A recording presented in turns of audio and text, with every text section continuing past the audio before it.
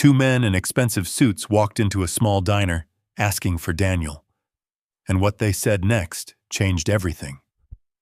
On a cold, rainy night outside Cleveland, Daniel Brooks pulled his old pickup to the side of an empty road when he saw a luxury car with a flat tire. A nervous young woman stood under a flickering streetlight, unsure if she could trust the stranger walking toward her. Daniel didn't think twice. He simply knelt in the rain and helped her change the tire. To him, it was just a small act of kindness.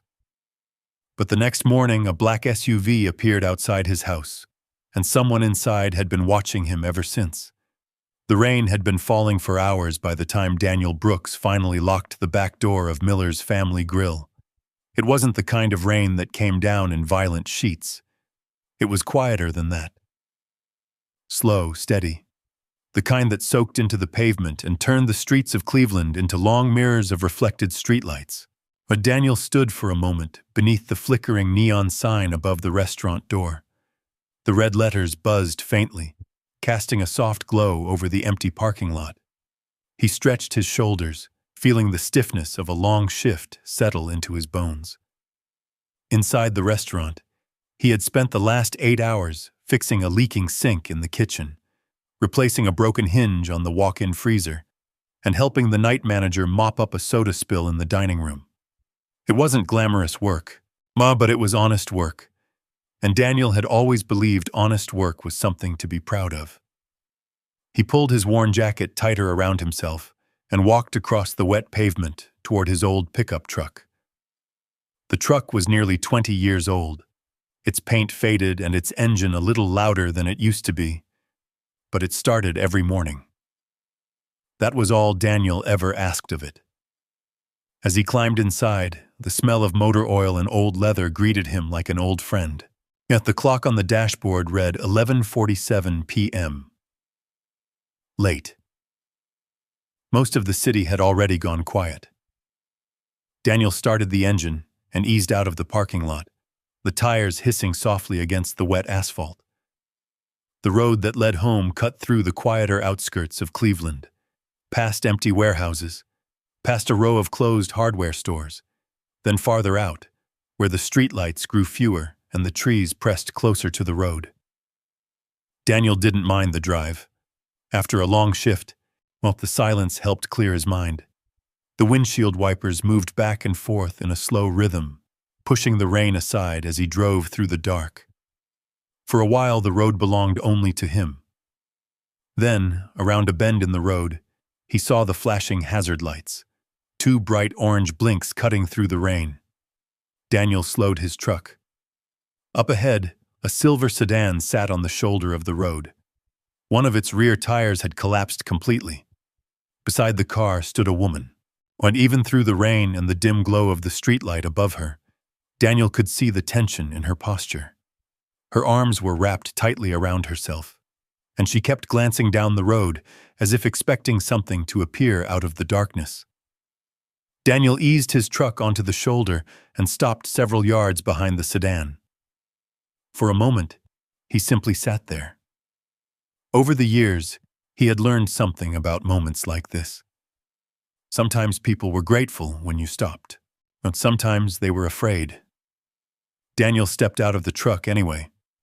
The rain soaked into his jacket instantly as he walked toward the stranded car. The woman turned when she heard his footsteps. She looked to be in her early 30s. Blonde hair pulled loosely behind her head. Her clothes were too polished for this stretch of road. A dark coat over what looked like a business dress. And when she saw Daniel approaching, something flickered across her face. Relief, but followed immediately by hesitation. Daniel had seen that look before, more times than he cared to count. He slowed his steps, keeping his hands visible. "Evening, ma'am," he said gently over the sound of the rain. She didn't respond right away. Her eyes moved quickly from Daniel to his truck, then back to him again. "My tire," she finally said, her voice tight. "It blew out. I tried calling roadside service, but my phone died." Daniel glanced at the tire. It was shredded nearly flat. "You got a spare in the trunk?" he asked. I think so, she said uncertainly. Daniel nodded once. Well, if you don't mind, I can take a look. She hesitated again. Just for a second. It wasn't anger. It wasn't rudeness. It was something deeper. Caution. Daniel gave a small, understanding smile. I'm Daniel, he added, just heading home from work. The woman studied his face for a moment longer, then slowly nodded. Lillian, she said. Daniel walked to the back of the car and lifted the trunk. The spare tire sat neatly in its compartment. Good news, he said. You're not stuck out here tonight. He rolled up the sleeves of his jacket and knelt down beside the wheel. The rain soaked through his jeans almost immediately. Lillian stood nearby under the streetlight, arms folded tightly across her chest. Every few seconds she looked down the empty road. Daniel noticed. You expecting someone? He asked casually, while loosening the lug nuts. No, she said quickly. Too quickly. Daniel didn't press. People had their reasons for being nervous on lonely roads at midnight. Within a few minutes, the car was lifted with the jack. Daniel worked steadily, the rain dripping from the brim of his cap as he removed the damaged tire and replaced it with the spare. The metallic clicks of the lug wrench echoed softly in the night. Lillian watched him quietly. Oh, you didn't have to stop, she said after a moment.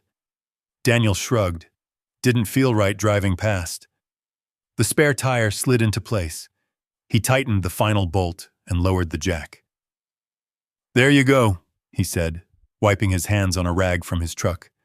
Just take it slow until you get to a shop tomorrow. Lillian let out a long breath she seemed to have been holding for a while. Thank you, she said quietly. She reached into her purse and pulled out a folded stack of bills. Please, let me pay you. Daniel shook his head. No, ma'am. You just stood in the rain for 15 minutes. Still no. She looked at him, surprised. Why?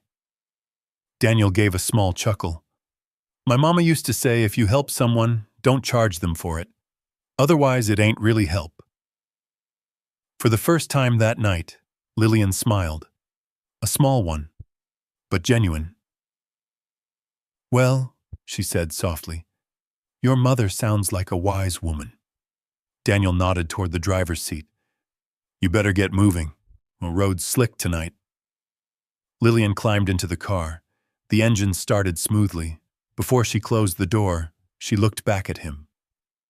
You have no idea how much this means tonight, she said. Daniel waved it off. Drive safe. The sedan pulled away from the shoulder and disappeared down the dark road, its taillights fading into the rain. Daniel watched until the red glow vanished. Then he climbed back into his truck. The heater hummed softly as he pulled onto the road again. Oh, for Daniel, it had been a simple moment. Just a flat tire. Just a stranger in need. But as he drove farther down the empty highway, another vehicle slowly rolled onto the road behind him. A large black SUV. Its headlights stayed several car lengths back. Quiet. Patient. And as Daniel Brooks drove home through the rain, unaware, the SUV continued following him through the dark Cleveland night. Because somewhere inside that vehicle, someone had been watching everything. Daniel Brooks, however, had no idea. The rain followed him most of the way home, drumming softly against the roof of his old pickup truck as the quiet streets of Cleveland slowly reappeared around him. By the time he turned into his neighborhood, the storm had begun to settle into a mist, the kind that hovered low over the pavement and blurred the yellow glow of the streetlights. Daniel parked in front of his small house like he did every night. The place wasn't much: a narrow porch, faded paint, and a chain-link fence that leaned slightly to one side. But it was home. He shut off the engine and sat there for a moment, listening to the ticking sound of the truck's cooling motor. Nights were often like this for him. Quiet. Simple. No noise except the wind moving through the old maple trees that lined the street. He grabbed his jacket and stepped out into the damp air. Across the road, Mrs. Turner's porch light was still on. Oh, she was 82 and insisted on leaving that light burning every night, just in case someone needed help. Daniel smiled faintly. 3 weeks ago, he had fixed her broken porch rail for free after she nearly tripped walking outside. 2 months before that, he'd carried groceries into her kitchen when her arthritis flared up. Small things. Nothing that ever made the news. Nothing anyone important ever noticed. But Daniel walked up the steps to his front door and paused to look down the quiet street one last time before going inside. If he had looked a little farther down the block, he might have seen the black SUV glide slowly past the corner, its headlights dimmed, its windows dark. But Daniel closed the door behind him, unaware. Inside, the house was warm and quiet. He tossed his jacket over the back of a chair and moved toward the kitchen. The old refrigerator hummed softly in the corner. When Daniel poured himself a glass of water, leaned against the counter, and rubbed the tiredness from his eyes. Helping the woman on the road had already slipped into the background of his thoughts. It was just another night. Just another stranger. Just another small act of kindness. Within minutes, he turned off the kitchen light and headed to bed. Outside, the rain finally stopped, and sometime in the early hours of the morning, the black SUV returned. It parked halfway down the street, silent, still, watching. Daniel woke just before sunrise the way he always did. His alarm clock buzzed faintly at 5:45 a.m., but he was already awake. Years of early shifts had trained his body that way. The house was cold when he swung his feet onto the floor. October mornings in Cleveland carried a chill that settled deep into the wood floors. Daniel shuffled toward the kitchen, started the coffee maker, and opened the small window above the sink. Cool air drifted in. Outside, the neighborhood was just beginning to wake up. A school bus groaned somewhere in the distance. A dog barked 2 houses down. Daniel poured his coffee into a chipped blue mug and leaned against the counter. That's when he noticed it. Across the street, parked near the curb, a black SUV. Daniel frowned slightly. He didn't recognize the vehicle. In this neighborhood, everyone knew everyone's cars. Rusted sedans, pickup trucks, old minivans with faded bumper stickers. But that SUV looked new, expensive. The windows were tinted so dark they reflected the morning sky like mirrors. Daniel took a sip of coffee and shrugged it off. Probably someone visiting Mrs. Turner's grandson. Or maybe someone from the church down the block. He had bigger things to worry about, like getting to work on time. By 7:30, Daniel was walking down the sidewalk toward Miller's Family Grill. The morning air smelled like damp leaves and fresh pavement, and he waved to a man across the street sweeping the front of a laundromat. "Morning, Ray." "Morning, Danny." At the corner, a small boy struggled with a bicycle chain that had slipped off its gears. Daniel stopped. "Need a hand?" The kid nodded. Within a minute, Daniel had the chain back in place. "Try it now," he said. The boy pedaled down the sidewalk, grinning. Daniel watched him ride away.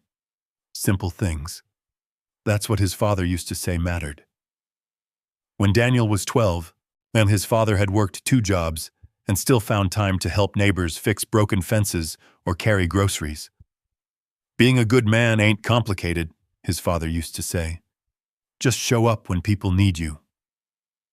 Daniel reached the restaurant just before 8. The neon sign flickered on above the door. Inside, the smell of bacon and fresh coffee filled the air.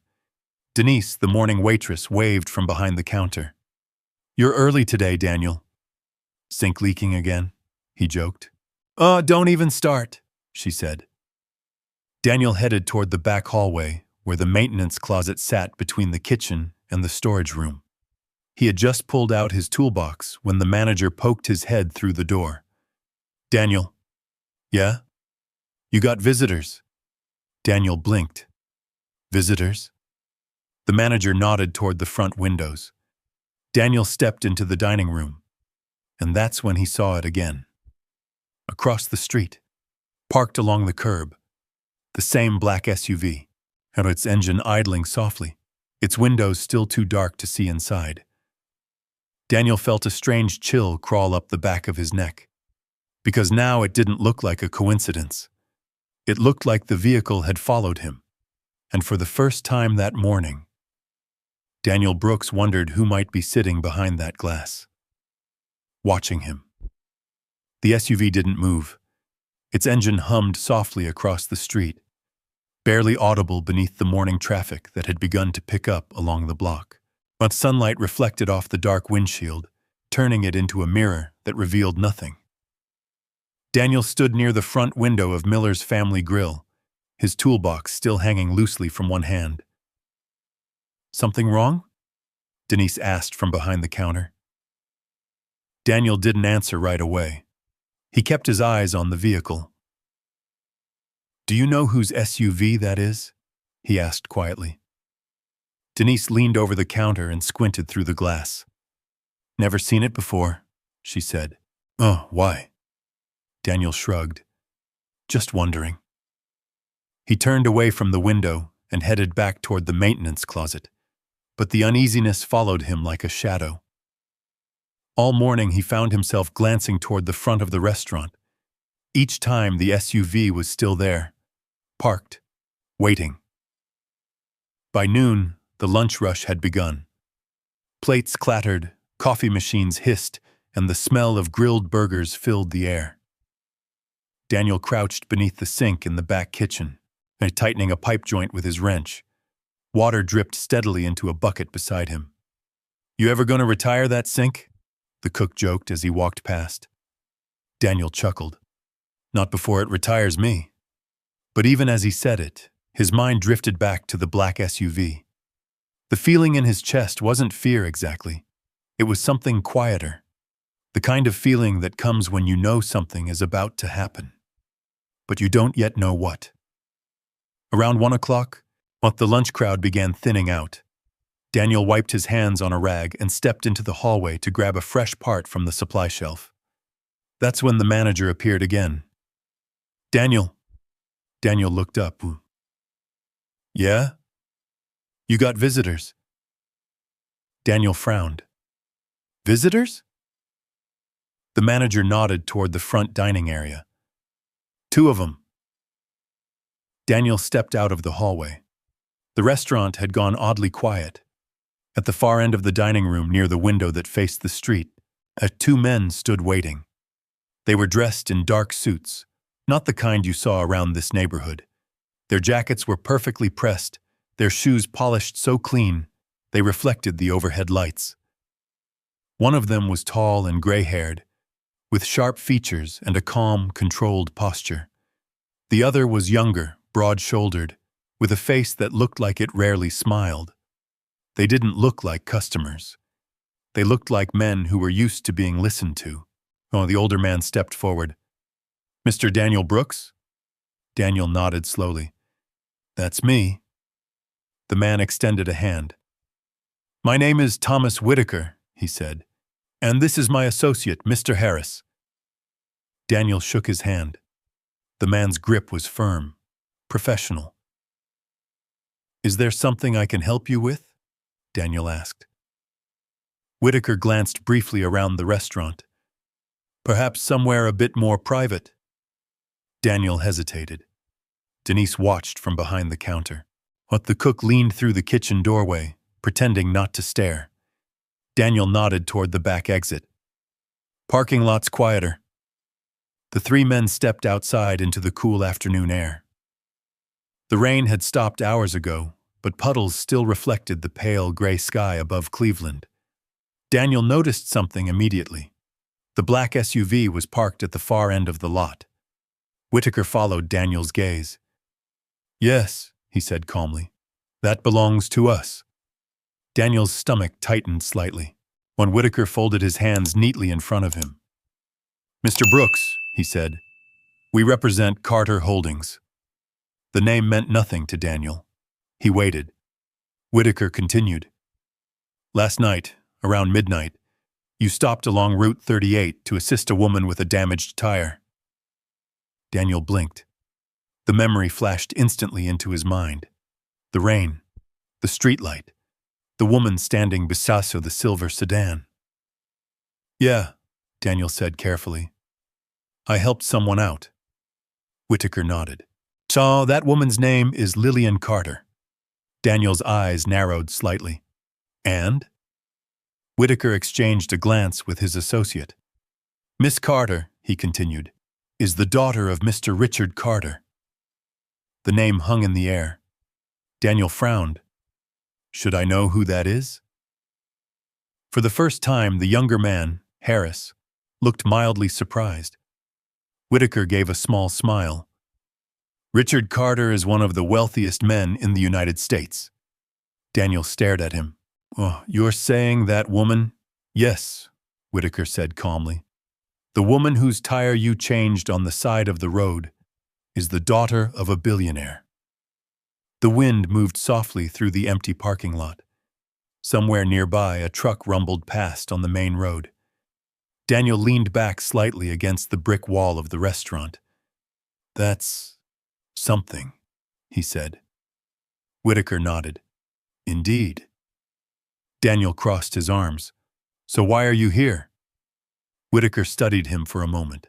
Then he said something that made the air feel suddenly heavier. "Because Mr. Carter does not believe in leaving debts unpaid." Daniel felt a quiet uneasiness settle deeper into his chest. "What kind of debt?" Whitaker's smile remained polite. "The kind that begins with an act of kindness." Daniel looked past them again toward the black SUV.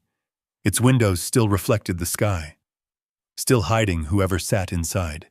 Yet, and for the first time since that rainy night, Daniel Brooks realized the simple favor he had done on the side of the road might not have been simple at all. The wind moved through the empty parking lot behind Miller's Family Grill, carrying the faint smell of fryer grease and wet pavement. Daniel looked from the two men in suits to the black SUV parked across the lot. Everything about this moment felt strange.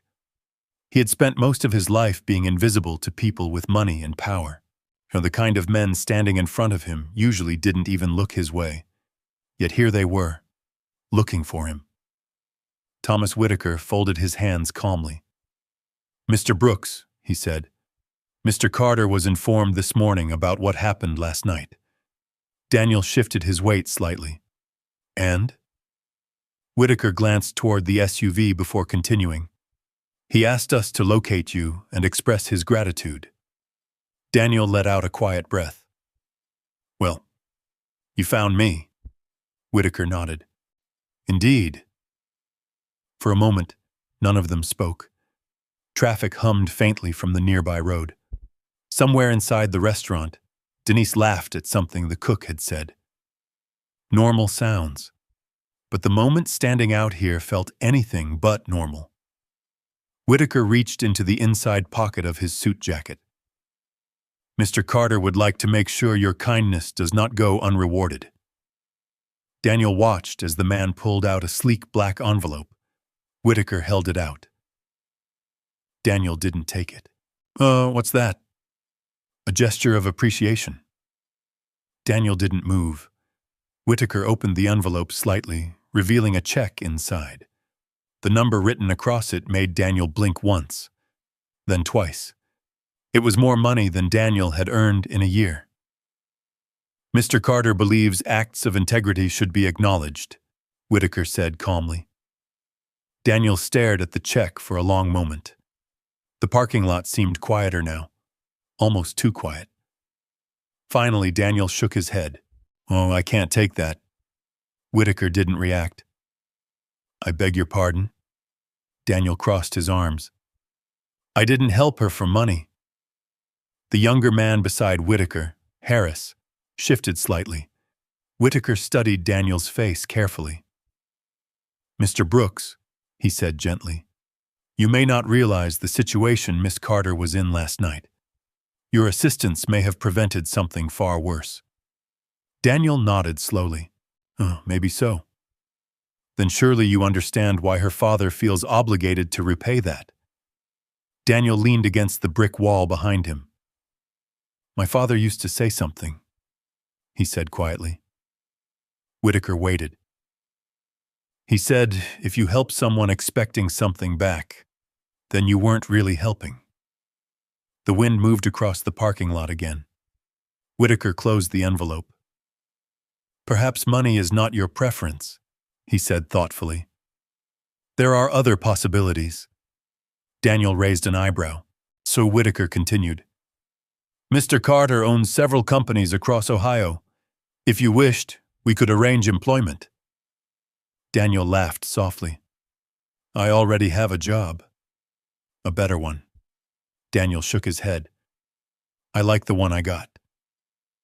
Whitaker nodded once, almost as if he respected the answer.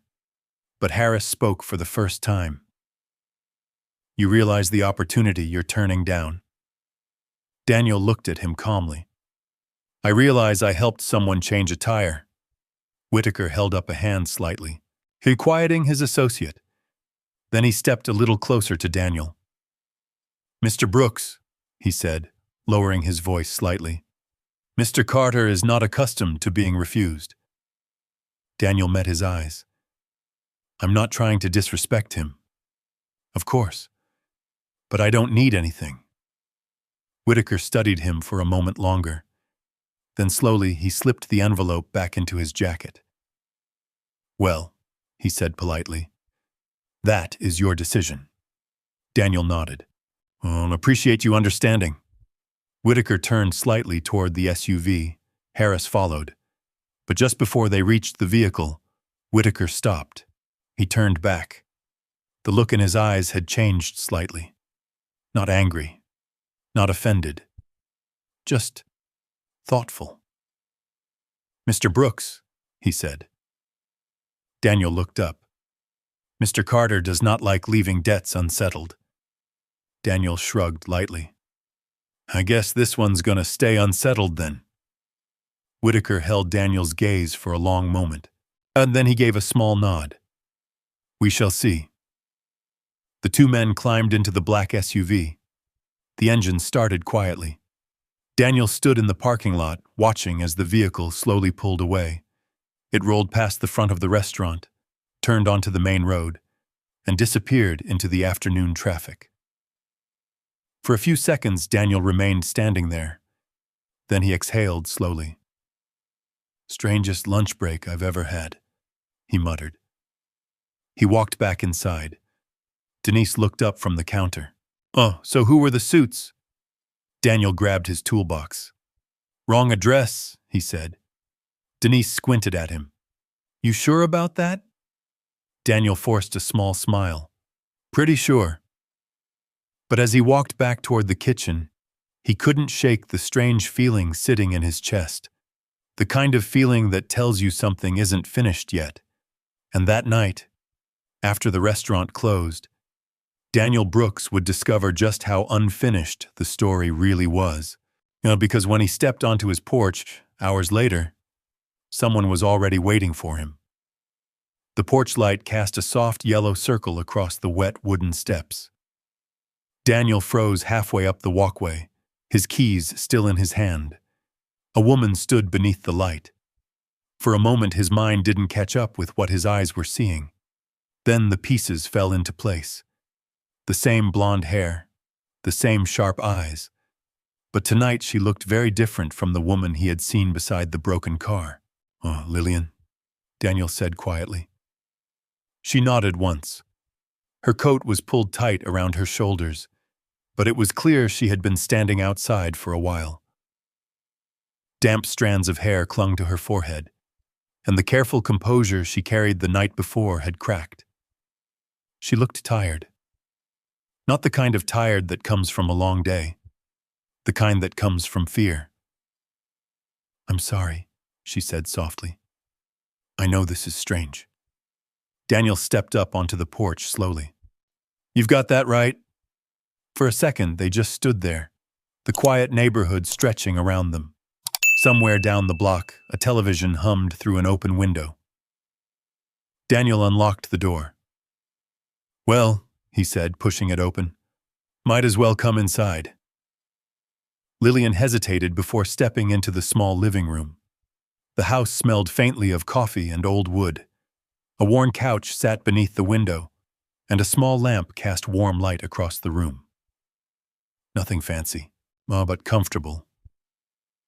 Daniel closed the door behind them. "You want something to drink?" he asked. Lillian shook her head.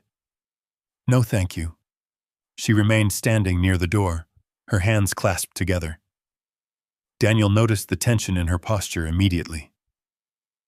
"You look like you've been running all day," he said. Her eyes met his. "That's because I have." Daniel leaned against the kitchen doorway. "All right," he said calmly. "Let's start with the part where you explain why a billionaire's daughter is standing in my living room." For the first time since she arrived, Lillian gave a faint, uneasy smile. "I was wondering how long it would take before someone told you who I was." Couple guys in suits mentioned it. Her shoulders sagged slightly. "Of course they did."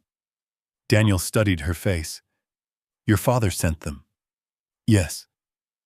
"And the SUV that's been following me?" She nodded again. Yes." Daniel let out a slow breath.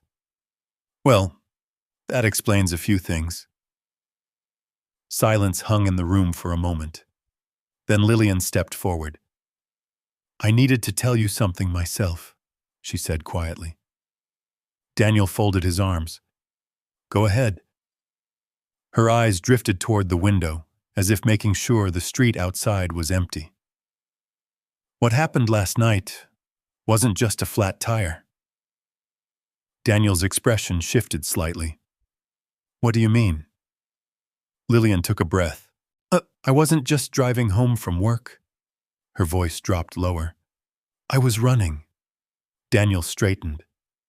"Running from what?" She hesitated, then said the words carefully. "From people who were trying to take me." The room seemed to grow still. Daniel felt the weight of her words settle slowly in his chest. "Take you?" "My father has enemies," she said. "Powerful ones." Daniel rubbed the back of his neck. "And these enemies, they had been watching me for weeks." Her voice trembled slightly now. "Last night they followed me after I left my office." Daniel pictured the lonely road again, the rain, the empty stretch of highway. "I realized what was happening when one of their cars pulled alongside me," she continued. "So I took the first exit I saw. And that's where your tire blew." "Yes." She looked up at him. "And when my car stopped, I thought they were going to find me." Daniel felt a quiet chill move down his spine. "But then you showed up." The words hung in the air between them. "You changed that tire in the rain like it was nothing," she said.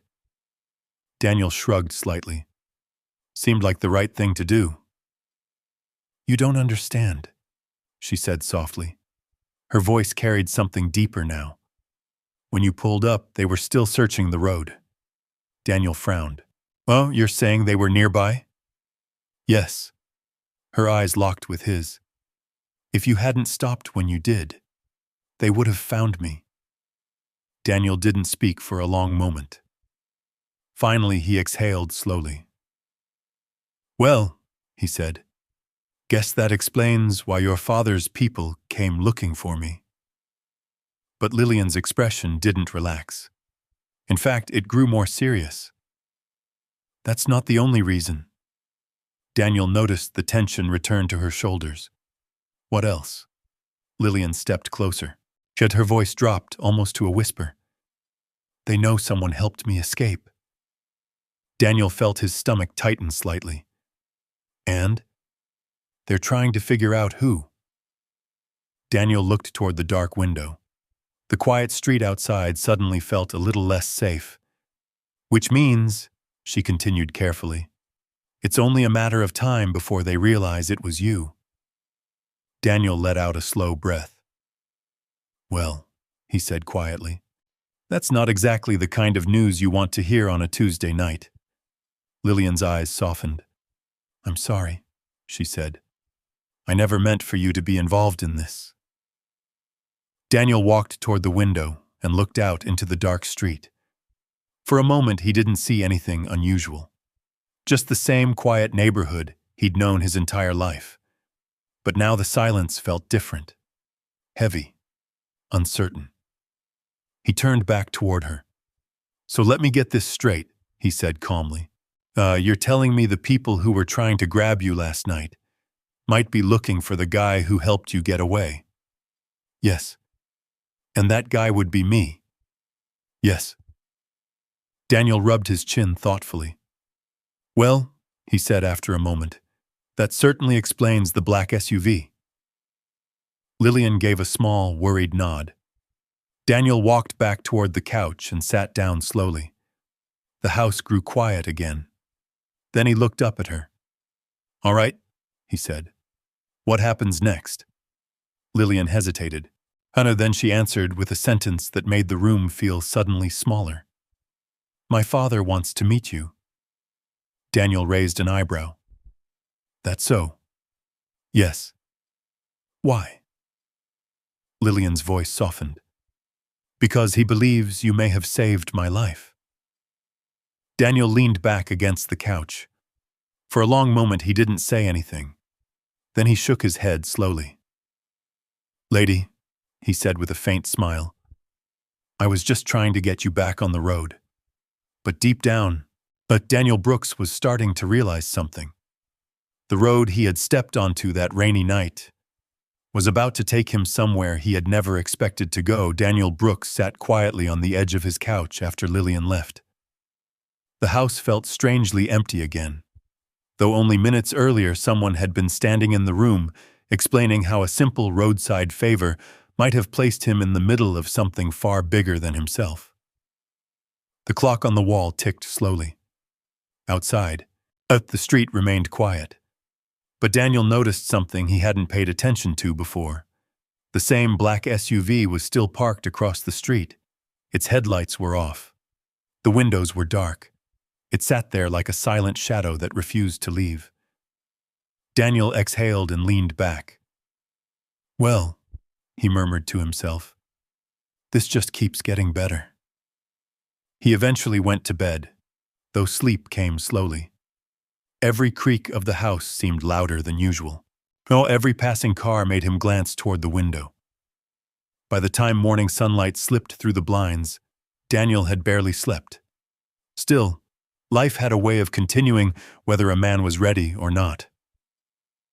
Daniel grabbed his old denim jacket, poured himself a quick cup of coffee, and stepped outside. The air was cool, carrying the smell of damp pavement from the night before. And just like that, the SUV was gone. Daniel stood on his porch for a moment, scanning the quiet street. Empty. And for the first time since the previous night, the neighborhood looked normal again. He shook his head slightly.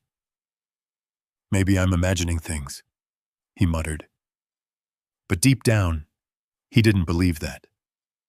Daniel climbed into his aging pickup truck, the engine rumbling to life with a familiar growl.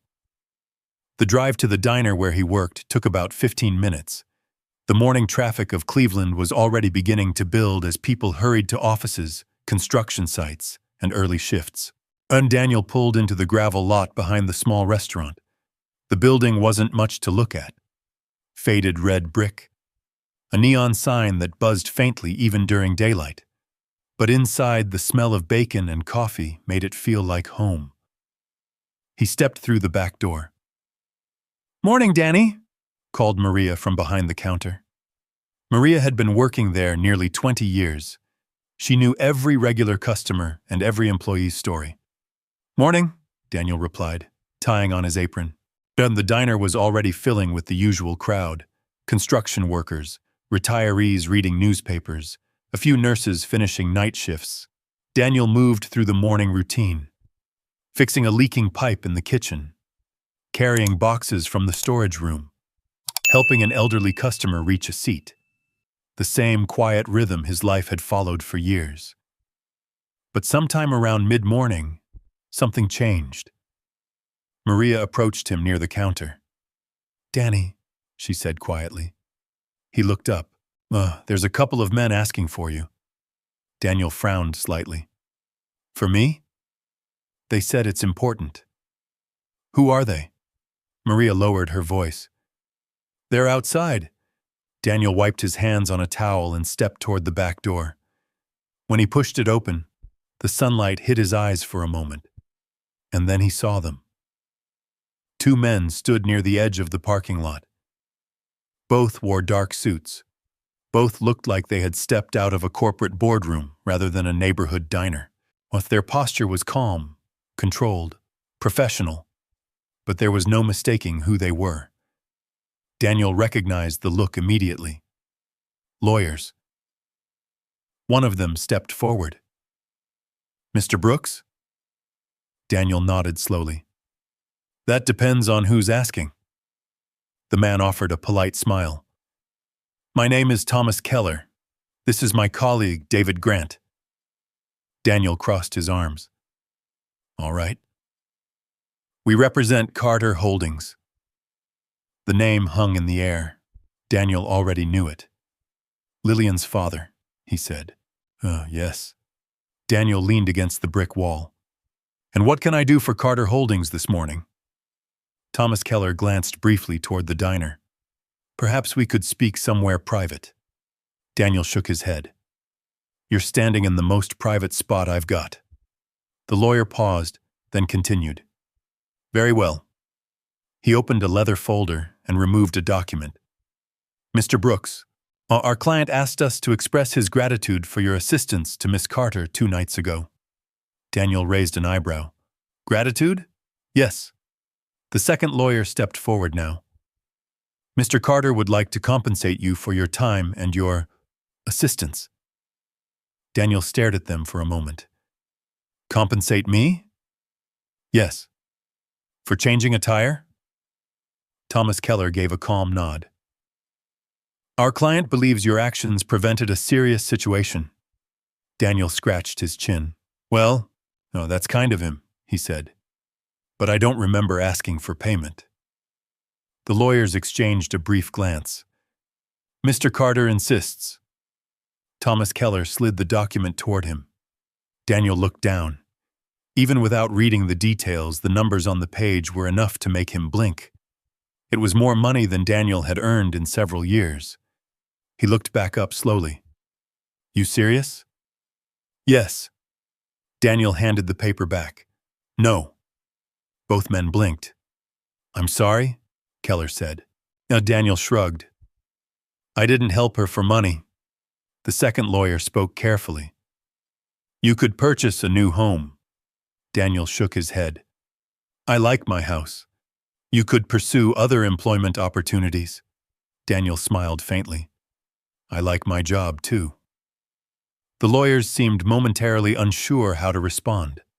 Finally, Keller said quietly, "Mr. Carter prefers not to remain indebted." Daniel studied him for a long moment. Then he spoke calmly. "Well, tell Mr. Carter something for me." Keller nodded. "Of course." Daniel met his eyes. Sometimes a favor is just a favor. The two lawyers stood silent for several seconds. Then Keller closed the folder slowly. "Very well." They began walking toward a sleek black sedan parked nearby. Just before getting in, Keller turned back. "One more thing, Mr. Brooks." Daniel looked up. "The Carter family does not like unresolved matters."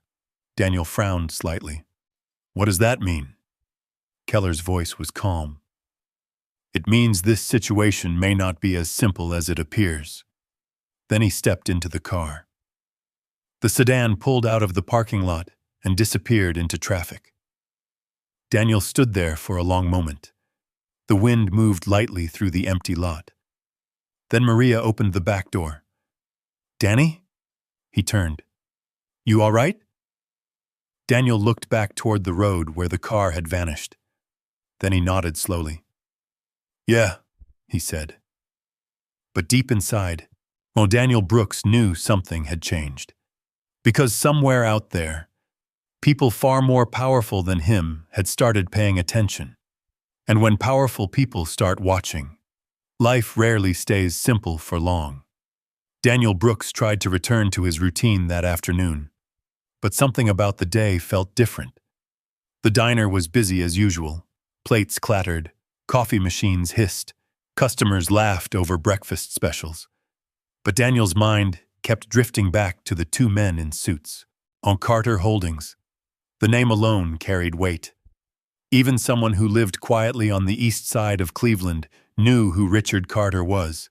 News anchors talked about him like a living legend, a man who built an empire from almost nothing, a billionaire whose companies stretched across technology, transportation, and real estate. And now those same people had come looking for Daniel. By the end of his shift, the sky had turned a soft gray. Now Daniel stepped outside into the cool afternoon air and walked toward his pickup truck. That's when he saw it again. The black SUV. It sat across the street this time, parked beneath a tall oak tree. Same tinted windows, same stillness.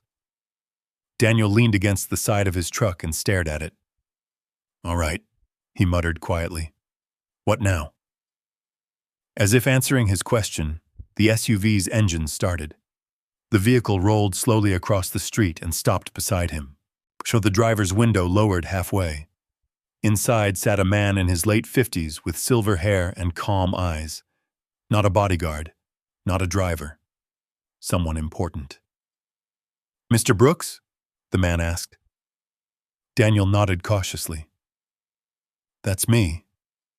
The man offered a polite smile. My name is Samuel Hayes. I work with the Carter family. Daniel folded his arms. Another lawyer? Hayes chuckled softly. No, security director. Daniel nodded once. Figures. Hayes glanced toward Daniel's pickup. Mister, Carter would like to meet with you. Daniel studied the man carefully. Is that an invitation or a request? Hayes smiled again. A very polite request. Daniel let out a slow breath. When? Hayes opened the passenger door. Right now. Daniel looked at the SUV, then back at the diner. Maria was inside wiping down tables, unaware that her maintenance worker was apparently being summoned by one of the richest men in America. Daniel rubbed the back of his neck. Well, he said, guess my evening just got interesting. He climbed into the passenger seat. The door closed with a soft thud. The SUV pulled away from the curb. For a while they drove in silence through the city streets. Cleveland slowly faded behind them as the road stretched toward quieter neighborhoods and eventually the open highway. Daniel watched the passing landscape. Factories, warehouses, suburbs. After nearly an hour, the SUV turned down a long private road lined with tall trees. At the end stood a mansion. Daniel had seen big houses before, but this one looked like something from a movie. Stone walls, wide windows glowing with warm light, a long driveway that curved toward an elegant entrance. The SUV rolled to a stop. Daniel stepped out slowly. The air smelled of pine and fresh grass. Security cameras rested quietly along the roofline. The front door opened, and a tall man stepped outside. Richard Carter. Daniel recognized him instantly from photographs. He looked older in person. Not weaker, just more human. His hair had turned silver, and deep lines rested at the corners of his eyes, the kind carved by decades of decisions and responsibilities. But his posture remained strong, confident. The billionaire walked down the steps. For a moment, the two men simply looked at each other. Two lives from completely different worlds standing face to face. Then Carter extended his hand. Mr. Brooks, he said. Daniel shook it. Mr. Carter. His voice was calm, though inside he felt the weight of the moment. Carter gestured toward the house. Would you join me for a conversation? Daniel followed him inside. The interior of the mansion was quiet and elegant. Tall ceilings stretched overhead. Soft lights reflected off polished wooden floors. But what struck Daniel most was the silence. A place that large felt almost peaceful. But Carter led him into a study filled with bookshelves and large windows overlooking the trees outside. They sat across from each other. For a moment, Carter simply observed him. Then he spoke. My daughter told me what you did. Daniel shrugged lightly. Changed a tire. Carter's eyes softened slightly. You gave her time to escape a dangerous situation. Daniel shifted in his chair. Well, glad it worked out. Carter folded his hands together. You refused the compensation my lawyers offered. Daniel nodded. That's right. Why? Daniel leaned back. Because I didn't do it for money. The room grew quiet again. Carter studied him closely. You know, he said slowly, most people would not have refused that offer. Daniel smiled faintly. Most people probably wouldn't have stopped on that road either. Carter's expression changed slightly. Not offended. Thoughtful. Then he spoke again. Mr. Brooks, my family has learned something over many years. Daniel raised an eyebrow. What's that? Carter's voice remained calm. Kindness is rare. He leaned forward slightly. And when it appears without expectation, it deserves to be acknowledged. Daniel met his eyes. I appreciate that. Carter stood and walked to the window, looking out at the darkening sky. My daughter believes you saved her life. Daniel didn't respond.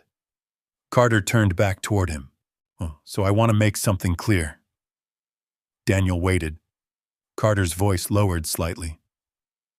I do not like debts. Daniel remembered the lawyer's words earlier that day. Yeah, he said. I heard that already. Carter walked back toward the desk. But I also do not like buying people. Daniel nodded slowly. That's good to hear. Carter studied him carefully again, then asked the question that changed the tone of the room. So tell me something, Mr. Brooks. Daniel leaned forward slightly. What's that? Carter's eyes sharpened with curiosity. If you didn't want the money, then what would you want? The question hung quietly in the air. And for the first time that night, Daniel Brooks realized he might have more power in this conversation than he had ever expected. The room stayed quiet. Outside the tall windows of the study, the sky had turned a deep blue, and the last traces of daylight faded behind the trees surrounding Richard Carter's estate. Daniel sat back slowly in the leather chair. Across from him, one of the richest men in America waited patiently for an answer. Daniel had never been in a room like this before. The shelves behind Carter were filled with books that probably cost more than Daniel's pickup truck. The carpet beneath his boots felt thick and soft. Even the air in the mansion felt different, calmer somehow. But Daniel didn't feel small. He felt steady. Carter watched him carefully. Well? The billionaire asked gently. Daniel rubbed his hands together for a moment. You really want to know what I'd ask for? Yes. Daniel nodded once. All right. He leaned forward slightly. You know the neighborhood I live in? Carter tilted his head. I'm familiar with the east side of Cleveland. Daniel gave a faint smile. Most people say that like it's somewhere they drove past once. Carter didn't react defensively. Instead, he simply said, Tell me about it. Daniel took a breath. It's a place where good people live. He paused. But it's also a place where kids grow up thinking the world stopped caring about them. Carter listened silently. Daniel continued. When I was 10 years old, the community center on our block shut down. His voice carried the quiet weight of memory now. No more basketball court lights. No more tutoring after school. No more safe place for kids to go when their parents were working late. He looked down briefly. And when that happened, a lot of things changed. Carter leaned slightly forward. How so? Daniel shrugged. Some kids found trouble. He met Carter's eyes again. Some never got the chance to find anything else. The billionaire's expression softened. And you? Daniel gave a quiet laugh. I had a grandmother who kept me busy fixing broken things. He looked around the elegant study. Pipes, doors, engines. Carter nodded slowly. Skills that built a life. Exactly. Daniel sat back again. So if you're asking what I want, he paused. I don't need money. Carter raised an eyebrow. Most people would disagree. Daniel smiled faintly. Well, I'm not most people. The room fell silent again. Then Daniel spoke clearly. If you really want to repay a favor. Carter waited. Daniel continued. Invest in the neighborhood where I grew up. Carter's eyes sharpened slightly. How? Daniel's voice carried quiet conviction now. Build a youth center. He counted slowly on his fingers. Basketball courts. Trade training. Computer labs. Scholarships. Carter didn't interrupt. Daniel leaned forward again. Give kids a place to go after school, so they don't end up somewhere worse. The words settled heavily in the room. From the corner of his eye, Daniel noticed two men standing near the doorway. Carter's advisors. Both of them exchanged surprised glances. One whispered quietly to the other. But Carter remained still. His fingers rested lightly on the desk. He studied Daniel for several long seconds. You're asking for quite a lot, he said calmly. Daniel nodded. I know. And none of it is for you. No. Carter's eyes narrowed slightly. You're certain you wouldn't prefer something personal? Daniel chuckled. Mr. Carter, I live in the same house my mother grew up in. And you're happy there? Daniel looked toward the window. I'm proud of it. Silence stretched across the room again. Finally, Carter stood and walked slowly toward the window. The trees outside rustled softly in the evening wind. Behind him, the advisors whispered again. Oh, sir, one of them said carefully. This would require a substantial investment. Carter raised a hand gently. The room fell quiet again. He remained at the window for several seconds. Then he spoke. Mr. Brooks. Daniel looked up. You realize something, don't you? What's that? Carter turned around. His expression had changed slightly. It wasn't skepticism anymore. It was curiosity. You just gave a condition to a billionaire. Daniel shrugged. Oh, guess I did. One of the advisors looked stunned, but Carter smiled. Not a polite smile, a real one.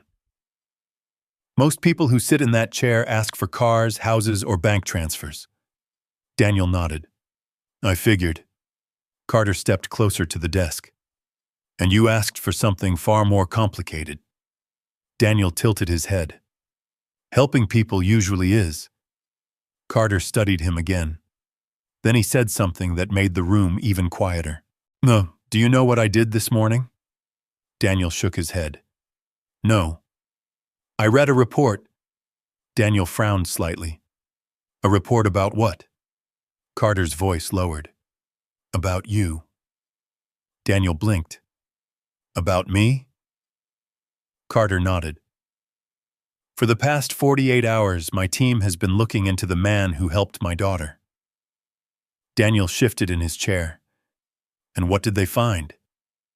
Carter looked down at the folder on his desk, then back up. They found a man who fixes his neighbor's plumbing without charging them. Daniel shrugged. Sometimes. A man who donates leftover food from his workplace to a church kitchen every week. Daniel rubbed the back of his neck. Food shouldn't go to waste, Carter continued. They found a man who spends Saturday mornings teaching local kids how to repair bicycles. Daniel chuckled quietly.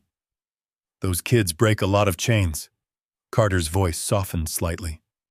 And they found a man who never told anyone he was doing these things. Daniel looked down at the carpet. Well, didn't seem like something worth bragging about. Carter closed the folder slowly. Then he said the sentence that shifted the entire moment. You remind me of someone. Daniel looked up. Who? Carter's eyes drifted briefly toward the window again. My father. Daniel blinked in surprise. He wasn't a billionaire, Carter said quietly. He was a mechanic. Daniel smiled faintly. Sounds like a good man. Carter nodded. He was. The billionaire returned to his chair. Then he spoke with calm certainty. Mr. Brooks, Daniel waited. I think we may be able to make your condition happen. The advisors exchanged another shocked look. Daniel felt his chest tighten slightly. You mean it? Carter nodded once. Yes. Daniel exhaled slowly. But Carter wasn't finished. There's just one thing. Daniel raised an eyebrow. What's that? Carter's voice carried a new weight now. If we're going to change a community, he paused, I'm going to need someone I trust to help lead it. Daniel frowned slightly. And who would that be? Carter met his eyes. You. The word landed like a quiet thunderclap in the room. For a moment, Daniel Brooks thought he had misheard. The study was silent except for the faint hum of the air conditioner and the soft rustle of trees outside the tall windows. Daniel blinked once. Then he leaned forward slightly. Me? Richard Carter nodded calmly. Yes. Daniel let out a short breath and leaned back in the chair. That's funny. Carter tilted his head. Why is that? Daniel gave a quiet chuckle. Because about 12 hours ago, I was fixing a leaking pipe behind a diner. He gestured lightly around the room. And now one of the richest men in the country is asking me to help run a community project. Carter's expression remained steady. I am not asking you to run a company. Daniel folded his arms. Then what are you asking? Carter rested his hands on the desk. I'm asking you to guide something that matters. Daniel studied him. You don't even know me. Carter raised an eyebrow. I know more than you think. Daniel frowned slightly. What does that mean? Carter opened the folder on his desk again. Inside were several printed pages, reports, notes, observations. Daniel recognized a few photographs. Him walking into the diner. Him helping an elderly neighbor carry groceries. Him standing outside the church kitchen handing out food containers. Daniel's eyebrows lifted. You've been watching me. Carter nodded. For 2 days. Daniel leaned forward. 2 days? Yes. Carter's voice stayed calm. When my daughter told me about the man who helped her, I needed to know who that man really was. Daniel crossed his arms. So you sent people to follow me. I sent people to observe. Daniel looked down at the photographs again. You could have just asked. Carter gave a faint smile. People behave differently when they know they're being asked questions. Daniel couldn't argue with that. Carter continued. My team expected to find someone who helped my daughter and hoped for a reward. Daniel shrugged. Wouldn't blame them. But that's not what we found. Carter tapped one of the pages. We found someone who has been helping people quietly for years. Daniel glanced down. That's just living in a neighborhood. Carter shook his head slightly. No. He leaned forward. That's leadership. Daniel let the word sit for a moment. Leadership. He had never thought of himself that way. Carter continued speaking. You see problems in your community and you fix them. Sometimes. You never asked for recognition. Daniel gave a small shrug. No point. Carter studied him carefully. That's exactly the point. The billionaire stood up and walked slowly toward the window again. Outside, the evening had grown darker. Lights from the long driveway glowed softly between the trees. Most leaders today, Carter said quietly, are chasing power. Daniel listened. Oh, but the best leaders are the ones who never asked for it. He turned back toward Daniel. And that is why I asked you to sit here tonight. Daniel remained silent. Carter returned to his chair. My daughter's situation forced me to look closely at something I had been ignoring. Daniel raised an eyebrow. What's that? The difference between wealth and impact. Daniel leaned back. You've built companies that employ thousands of people. Yes. But when my daughter was stranded on that road, Carter paused. All the wealth in the world didn't help her. Daniel nodded slowly. But one man with a tire jack did. The room grew quiet again. Carter continued. That moment reminded me of something my father used to say. Daniel looked up. What was that? Carter smiled faintly. Money builds buildings. He tapped the desk lightly. But people build communities. Daniel let out a slow breath. And you think I'm the guy to do that? Carter met his eyes. I think you already are. Daniel glanced down again at the report. The pictures, the notes, small moments of his life that had never felt important enough to remember. Until now. After a few seconds, he asked quietly, So, what exactly are you offering? Carter leaned forward. A partnership. Daniel frowned. A partnership? Yes. Carter spoke clearly. Well, my foundation is preparing to launch a national community development initiative. Daniel listened closely. We want to build youth centers in underserved neighborhoods across the country. Daniel blinked. Across the country? Yes. Carter's voice carried quiet determination. But the success of a project like that depends on trust. Daniel nodded slowly. People in those neighborhoods don't trust billionaires. Carter smiled faintly. Oh, that is exactly the problem. Daniel leaned forward. And you think they'd trust me? I know they would. Silence stretched again. Daniel rubbed his hands together slowly. That's a lot of responsibility. Yes. And a lot of attention. Yes. Daniel looked toward the window, the quiet estate, the distant lights. Then he looked back at Carter. You realize I still work maintenance at a diner. Carter nodded. And? Daniel laughed softly. And you're talking like I'm some kind of national leader. Carter's expression remained calm. I'm talking like you're someone people listen to. Daniel looked down again. Then Carter spoke once more. There is something else you should know. Daniel lifted his head. What's that? Carter's voice softened slightly. The decision was not entirely mine. Daniel frowned. What do you mean? Carter gestured toward the doorway. At that moment, the door opened quietly. Aunt Lillian Carter stepped inside. She smiled gently when she saw Daniel. I told him, she said softly. Daniel blinked.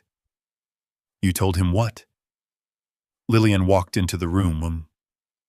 That if he wanted to understand what kind of man you are, she paused, he needed to meet you himself. Carter nodded slowly. My daughter rarely insists on anything. Daniel looked between them. So this whole thing. He gestured toward the mansion, the reports, the meeting. Started because you asked him to meet me? Lillian smiled. Yes. Daniel shook his head slightly. That's a lot of trouble for a tire change. Lillian's voice softened. It was more than that. She stepped closer. You stopped when everyone else drove past. Daniel didn't know what to say to that. The room grew quiet again. Finally, Carter spoke. So, Mr. Brooks. Daniel looked up. Are you ready to consider the possibility? He paused. That the small act of kindness you showed on that road might lead to something much bigger? Daniel Brooks didn't answer immediately. The question lingered in the quiet study like a stone dropped into still water. He looked from Richard Carter to Lillian, then down at his hands. They were the same hands that had spent years fixing pipes, tightening bolts, and turning wrenches in cramped kitchen corners. The same hands that had changed a stranger's tire on a cold roadside. They didn't look like the hands of someone meant to lead a national initiative. Finally, Daniel exhaled slowly. I don't know if I'm the man you think I am. Carter didn't interrupt. Daniel continued. I'm just someone who tries to help when I can. Carter nodded once. That is exactly the kind of man I'm looking for. Daniel shook his head lightly, half amused. You really don't give up easily, do you? Carter smiled faintly. So that trait built most of my companies. Lillian stepped closer, her voice calm and sincere. You don't have to decide tonight. Daniel glanced at her. You're okay with all this? She nodded. More than okay. Her eyes softened. Because I've seen what happens when people like you are given a chance to do more. Daniel leaned back in the chair and stared toward the tall windows again. The estate outside was peaceful, too peaceful. His mind drifted back to Cleveland. To the cracked sidewalks, the corner store with flickering lights, the old playground where rusty swings creaked in the wind. Places where kids grew up believing their future ended at the city limits. After a moment, Daniel stood. Let me ask you something. Carter gestured for him to continue. If we actually built something in that neighborhood, something real, we would, Carter said calmly. Daniel nodded.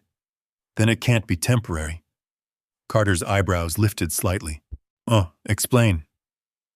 Daniel spoke slowly. I've seen a lot of promises come and go. He looked directly at Carter.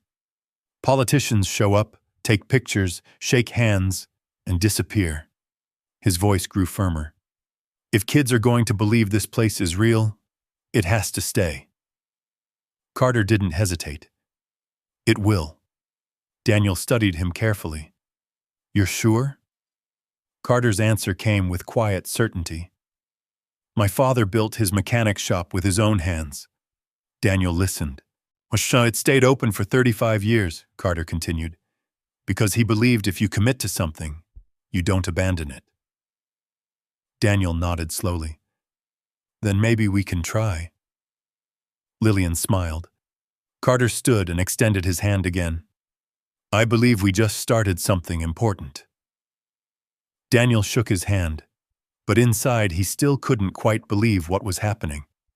Because only 3 nights earlier, the biggest decision he expected to make that week was whether to repair a broken sink at the diner or replace the pipe entirely.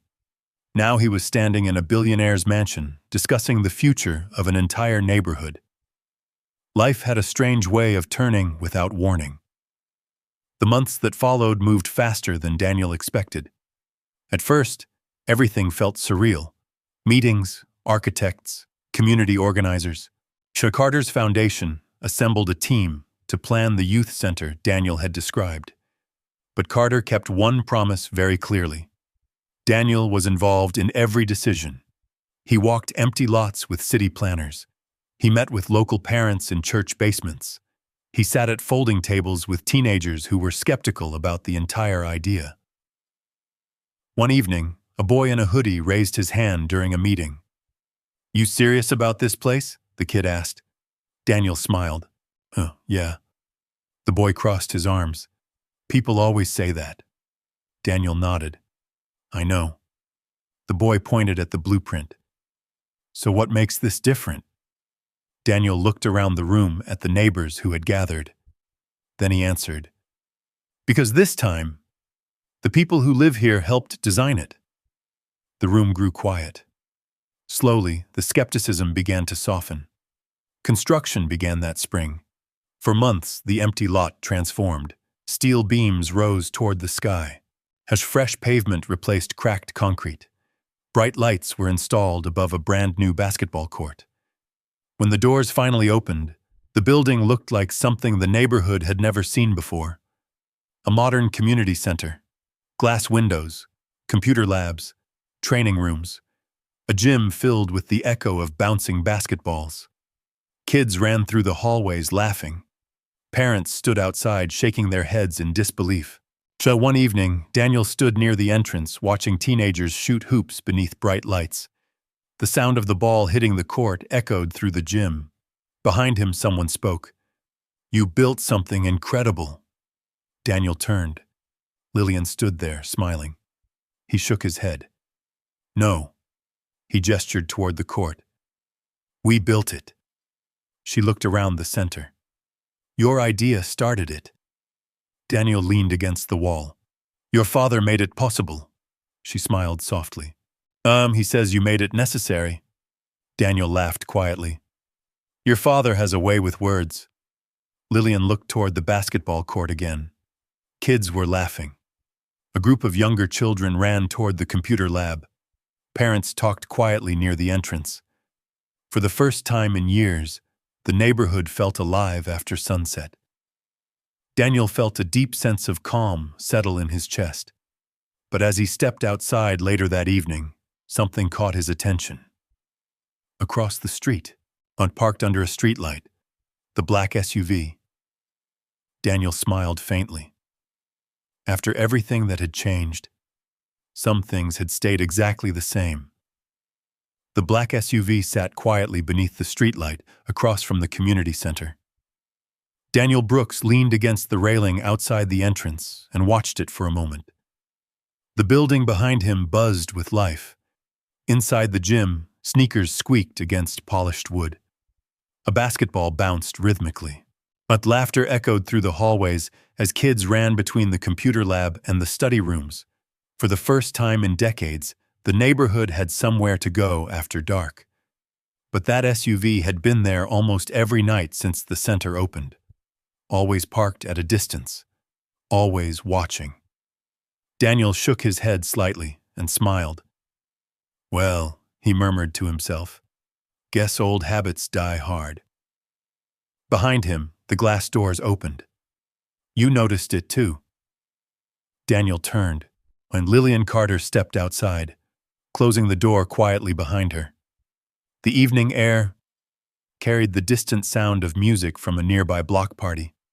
Daniel nodded toward the SUV. "That thing's been showing up like clockwork." Lillian glanced across the street. "Yes." "You worried about something?" Daniel asked. She shook her head gently. "No." Daniel crossed his arms. "Then why keep the security detail?" Lillian smiled faintly. "Oh, because my father sleeps better when he knows you're safe." Daniel blinked. "Me?" "Yes." Daniel chuckled softly.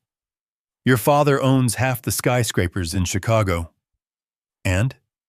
"And I think he's got bigger problems than worrying about the guy who runs a youth center." Lillian looked toward the glowing windows of the building behind them.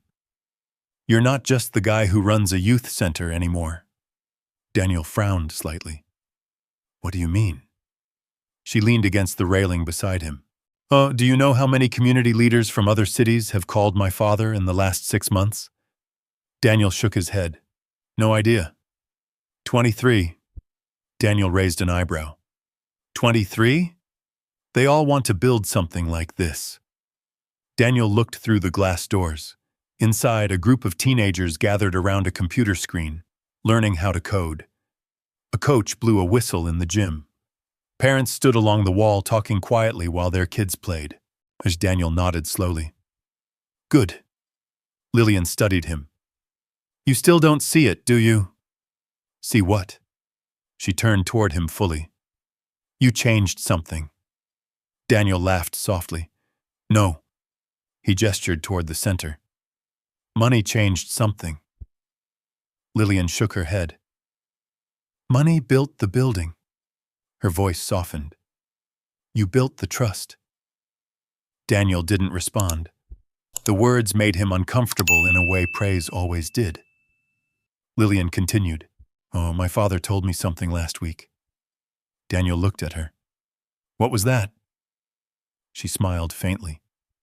He said the biggest mistake wealthy people make is believing they understand communities they've never lived in. Daniel nodded.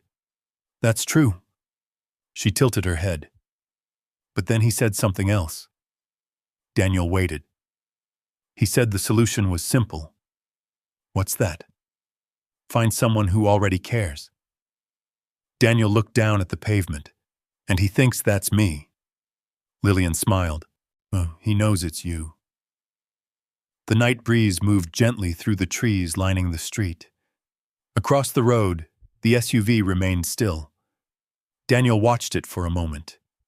Then he asked quietly, So why are you really here tonight? Lillian hesitated. Then she reached into her coat pocket and pulled out a folded document. Daniel frowned. What's that? She handed it to him. A proposal. Daniel unfolded the paper. At the top was the letterhead of Carter Foundation. Below it was a title, a National Community Development Initiative. Daniel looked up. What is this? Lillian leaned against the railing again. My father is launching a new foundation division. Daniel read a few lines. The numbers alone made his head spin. Funding for community centers, job training programs, youth mentorship, across multiple cities. This is huge, Daniel said. Yes. Daniel looked up again. So what does this have to do with me? Lillian gave a small smile. My father wants someone to lead it. Daniel stared at her. You're kidding. She shook her head. No. Daniel handed the paper back. Lillian, I run a maintenance crew and a youth center.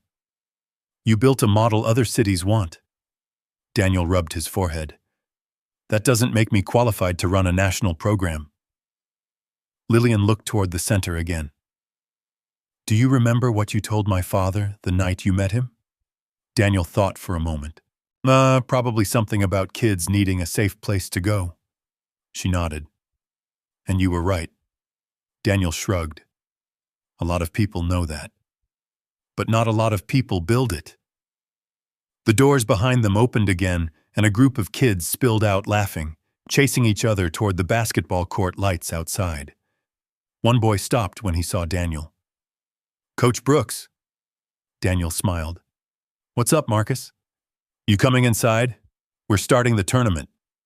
Daniel nodded. I'll be there in a minute. The boy grinned and ran back inside. Lillian watched the exchange quietly. You see? Daniel looked confused. See what? That boy trusts you. Daniel shrugged. I fixed his bike once. Lillian laughed softly. That's exactly my point. Daniel leaned on the railing again. So, what exactly is your father asking? Lillian answered gently. He wants you to help build centers like this across the country. Daniel looked down at the paper again, and then toward the kids playing basketball outside. The sound of the ball hitting the pavement echoed through the cool evening air. Finally, he asked quietly, And if I say no? Lillian met his eyes. Then nothing changes. Daniel frowned. What do you mean? She smiled. You'll still run this center. You'll still help these kids. And my father will still support the community here. Daniel exhaled slowly. So the world doesn't fall apart. No. She paused. But if you say yes, Daniel looked at her. Then what? Her voice softened. Then thousands of other neighborhoods might get a chance like this one. Daniel stood there for a long moment. Across the street, the black SUV remained under the streetlight. Inside the community center, laughter echoed through the hallways. For the second time in his life, Daniel Brooks found himself standing at a crossroads he never expected. The first had been on a rainy road beside a broken car. Yes, and now, another decision waited in front of him. Daniel Brooks stood outside the community center long after the last basketball game ended that night. The streetlights glowed softly across the quiet block. Inside the building, the janitor finished locking the gym doors while the final echoes of laughter faded into the evening air. Most of the kids had already gone home. The sidewalks slowly emptied. Across the street, and the black SUV remained parked beneath the same streetlight where it had waited for months. Daniel leaned on the railing and looked at the folded document still resting in his hands. The Carter Foundation proposal. A plan that could stretch far beyond Cleveland. Cities, neighborhoods, thousands of kids who might one day walk into buildings like the one behind him. Buildings where the lights stayed on after dark. Buildings where someone believed in them. Daniel closed the folder slowly, while his thoughts drifted back to that rainy night months earlier. The broken sedan. The worried young woman standing beneath a flickering street lamp. He remembered the way she had looked at him at first. Careful, uncertain. Like she wasn't sure whether the man stepping out of the old pickup truck was someone she should trust. He didn't blame her. Life had taught a lot of people to be cautious. Daniel smiled faintly. All he had done was kneel down in the rain and change a tire. Well, nothing heroic. Nothing dramatic. Just the kind of small favor people used to do for strangers all the time. But somehow, that small moment had started something much bigger.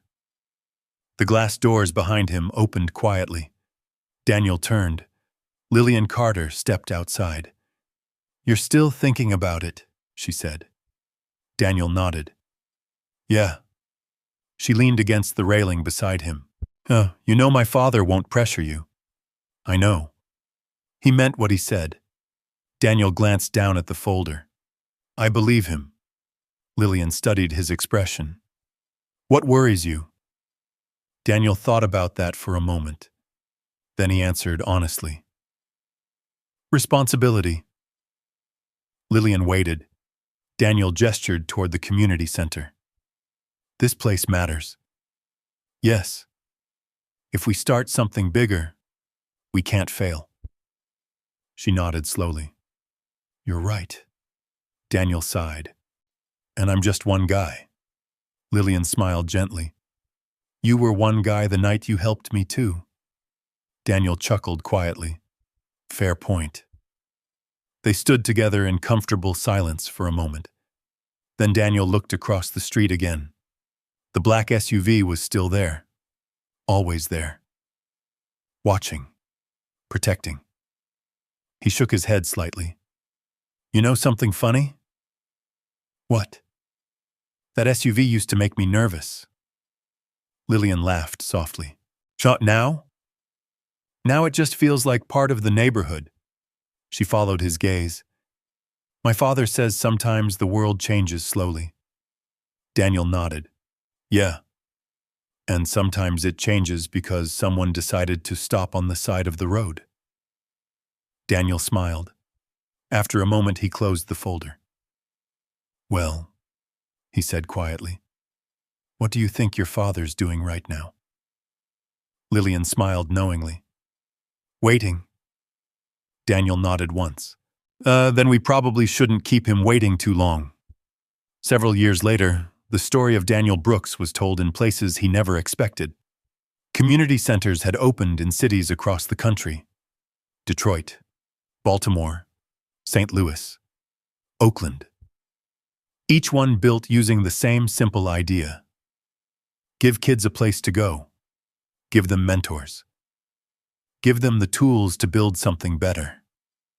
Daniel traveled often now, helping local leaders create programs that worked for their communities. But he never moved away from Cleveland. His small house remained exactly where it had always been. The same porch, The same old pickup truck parked in the driveway. Neighbors still waved when they passed. Kids from the community center still knocked on his door when they needed help fixing bikes or filling out college applications. One autumn afternoon, Daniel stood outside a brand new youth center in another city. A ribbon fluttered gently in the wind while cameras flashed nearby. Yet a group of children ran through the doors, laughing as volunteers welcomed them inside. Someone handed Daniel a pair of scissors. "Ready?" the mayor asked. Daniel smiled. "Always." The ribbon was cut. Applause filled the air, but as the crowd celebrated, Daniel's mind drifted again. Back to that rainy night. Back to the empty road. Back to the moment when he had simply chosen to stop. Later that evening, Daniel walked through the center's parking lot toward his truck. And parked near the far end was a familiar black SUV. Daniel laughed softly. Some things never changed. But as he climbed into his truck and started the engine, he looked back at the building glowing warmly in the night. Inside, kids were already playing basketball. Music echoed through the halls. Life. Opportunity. Hope. Daniel Brooks drove away slowly, knowing something simple had always been true. One small act of kindness can travel farther than anyone ever expects, and sometimes, the ripple from that moment can change the lives of people you may never even meet. Daniel didn't stop on that road because he expected anything in return. He stopped because someone needed help, and that one simple choice changed more than one life. So here's a question for you. If you saw someone stranded on a dark road, would you stop? If your answer is yes, type 1 in the comments. If you believe one small act of kindness can change the world, type 0. I read every single comment, and I'd love to see what you think. And if stories like this remind you that good people still exist in this world, make sure you subscribe to the channel, because the next story might be even more powerful, and I can't wait to share it with you.